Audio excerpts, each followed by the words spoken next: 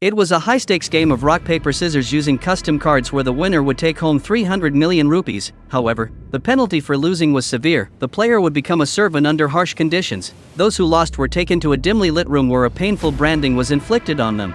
The rules were straightforward yet intense. Each participant received 12 cards, consisting of 4 rock, 4 paper, and 4 scissors cards. At the beginning, every contestant was also given 3 stars. To challenge someone, a player had to wager one of their stars. Winning a match earned them an extra star, while losing cost them 1. Anyone who lost all 3 stars would be forced into servitude.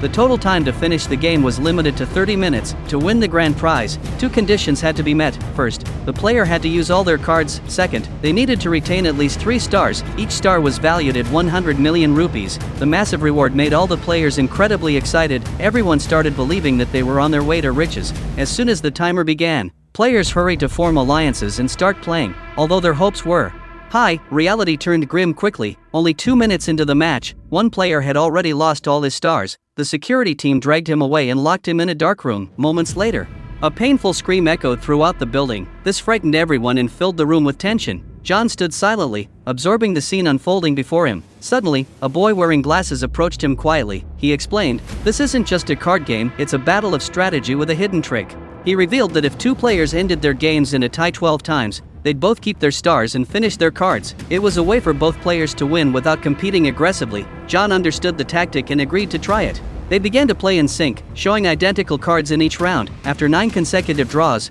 John felt confident he was close to victory. But on the 10th round, the boy made a mistake and chose the wrong card. He claimed it was an accident and promised to fix it next round. He then tried to take one of John's stars. John grabbed his hand in protest, but the boy whispered, "People are watching, act along." John agreed, trying to keep up the pretense. Then he lost again in the next round. But this time, the boy dropped the act and showed his true intentions. John realized he had been tricked and tried to get his star back.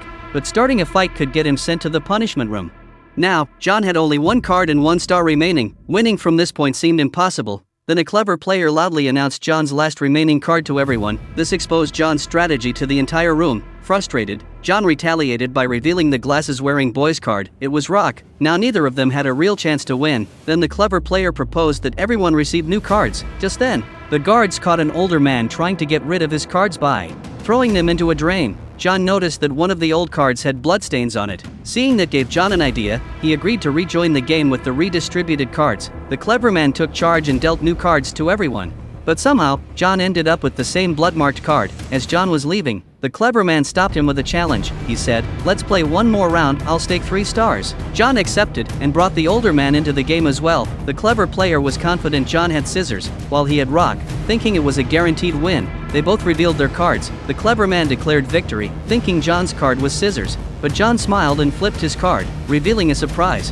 It wasn't scissors at all. John had changed the card earlier. The clever man had been fooled by the same blood-marked card he recognized. John had switched it with the uncle's help and added fresh blood to mislead him. After losing, the guards took the clever man away to the punishment room. Now both John and the older man had 3 stars each. They kept playing together, and every match ended in a peaceful draw.